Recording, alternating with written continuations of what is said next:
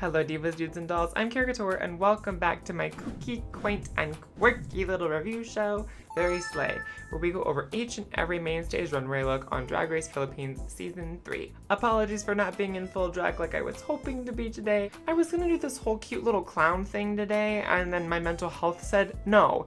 So I said, okay mental health, because I've got a lot of stuff that has to get done today, because surprise, surprise, I have another very busy week ahead of me, and today, the day I'm filming this, I have to film this, edit this, get it scheduled for upload, make the thumbnail, make a mix that I have to send off for a show next month, and then I have to pack for a weekend at my boyfriend's, and then a week out in Seattle immediately after that. So that's a lot that has to get done today. So unfortunately, I don't have time, nor do I have energy. So bear with me, we'll be back to normal hopefully, but we're getting really close to partner. Since I last looked, we are down to 365 hours remaining, so we are getting there week by week, closer and closer. And as always, I appreciate it so much. If you want to discuss the full episode, as always, you can join my Patreon for free in order to access that discussion post, but you can join at any tier level, $1, $3, or $5 a month if you want to throw a little tip my way, or to support the doll, which I would appreciate. It's hard out here in these streets. It's really starting to wear on me, to be frank. I'm excited to have some fun this weekend, to be with my boyfriend and get to like relax a little bit. Hopefully I will be in a better mental state for the rest of the videos coming forward. Fingers crossed, y'all. Fingers crossed. And while you're at it, be sure to like, comment, subscribe, all those lovely little things if you want to help out even more. The sooner we can get to 1,000 subs, and the sooner we get another 1,000 watch hours beyond the 300 and some we need for partner, the sooner things can get put in motion to hopefully better fund the content I want to make. Anyways, enough about the blubbery stuff. Here's how this show works. If I think that a look met the brief, got the job done, but didn't blow me away, we give it an okay. If I love it, we give it a slay.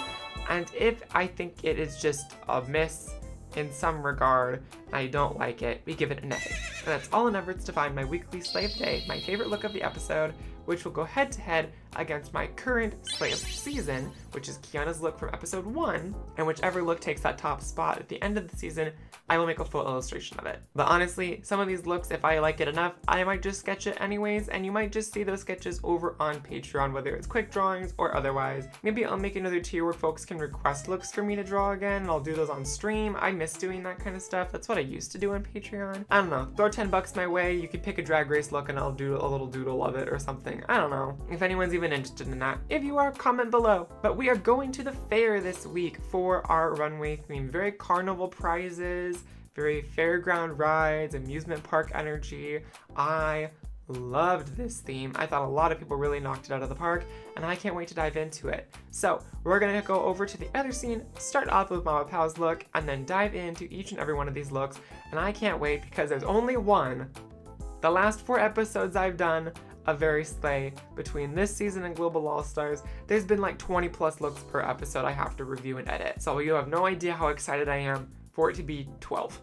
But anyways, let's dive into these looks and get going on this little merry-go-round. Okie dokie, first up we have Mamapow's look this week. I personally think that the gown is nice. I love the silhouette of the yellow. I love the treatment of that. I love the draping. The nude illusion part, I don't like how it's embellished all that much. I'm just not a fan of the placement of the embellishments, and personally, I really don't like this hair at all. Again, the color is great, but the style is just not doing it for me. I'm gonna give this look just an okay. First up, we have Kiana, whose look I made very clear in a previous episode that I was obsessed with, that I cannot wait to see this in the runway, and I knew, absolutely knew, it was gonna be one of my favorites of the episode. I was not wrong. This headpiece alone makes this look phenomenal. The multiple faces, the way it rotates around while she walks is so cool. And even better is the silhouette for the whole look. And one of the critiques she gets this week, I think it's from BJ, is that she consistently gives very fashionable looks, but they're still fun, they're still draggy, and I think that's what I really love about her aesthetic, is that she has that sort of tongue-in-cheek like spin on a concept, but I love the carousel horses dangling off the skirt, I love how large the sleeves are, it's such a good silhouette. And of course, the makeup is fierce, and I love it as always. It really is this headpiece though that I am all over with this look. For me, 1000%, this is a slay. Next up, we have Angel, who is in my favorite look that we have seen from her so far. I love this color on her. She can really pull off gold. It looks great on her. And while I didn't like her sister in a silver lip, her in a gold lip, I can get behind. I think this is a really fun look, a really fun idea, and it's well executed. The headpiece with the little bingo balls, the little ball roller that she's got going on, it's really cute, really darling. I also just really love the silhouette of this gown and the little pop-up in the back. It's a great shape, it's the right size. The whole thing makes a great silhouette on the runway. I think my favorite thing about this though is the sleeves. The little ruffle sleeves are so cute. I am obsessed. But yeah, this is so clearly the best thing she's worn so far that we've seen in anything from Angel up to this point. Absolutely going to give her a slay this week as well. Next up, we have Zimad Ding, who's giving us a little carousel horse moment. I think the idea with this staff umbrella situation to create the pole for the horse, and then the top of the carousel, having the mohawk, so she has the horseman idea. Really, the hair is the coolest part of this. It's a really cool silhouette and profile. She really does have kind of that carousel horse energy, but in a fashion way. I like the outfit itself too, but I think it's kind of lackluster comparatively. It's just like a little dress with some frills and ruffles. I'm not really blown away by that aspect of the dress, and I really don't like the skirt, but I love the hair so much, and the concept works really well for me, that I think I'm going to give it a slay despite the fact that I'm not a fan of that skirt. Up next, we have Pop Star Bench, who I agree with the judges. The worst thing she did for herself was putting the Ferris wheel in the front of this look. I don't really think that looked all that great. It looked so much better when she flipped it around and had it on the back. Just, she hit her face, she hit her body. It wasn't a smart choice. The flare on the legs is really cute and it makes her have some really fun movement on the runway. In general though, it's a bodysuit. The Ferris wheel is the shining star of this whole thing though. It looks really cool. So I appreciate that we got to really see it in detail, but I think she again did that massive disservice to herself by sticking it in the front. So I'm only gonna give her looking okay this week. Then we have Verseex, who is far and away giving us my favorite, I would say, like actual fashion moment this week. I immediately got the Vivienne Westwood vibes from this. I think the garment itself is so good. For me, I'm not a huge fan of pattern clashing, but this is how you do pattern clashing in a way that works really well. This is my favorite thing that Verseex has worn, by far. Even the hair is really cute. I will say though, by golly, this week, her whole thing of painting for daylight and not for stage really did her in, because this makeup is not doing her favors. I don't think it looks all that good, especially, it's mostly the eye makeup. The rest of it is fine. I just don't find that the eye makeup is defined enough for the stage, and so it looks just really flat compared to the rest of the look. So that's really the biggest critique I have for the whole thing. I certainly was no fan of her on the show, but I think the way she went out made her storyline kind of concluded a nice way and kind of redeemed her a little bit for me. I think her having that realization that maybe she doesn't need to be the it girl, she doesn't need to be the shit, she just needs to take some time and like connect with the people around her a bit more, I think is a nice way to wrap up her storyline on the show. I'm sure somebody out there is gonna miss her. I probably won't that much, but I'm gonna give this look a slay.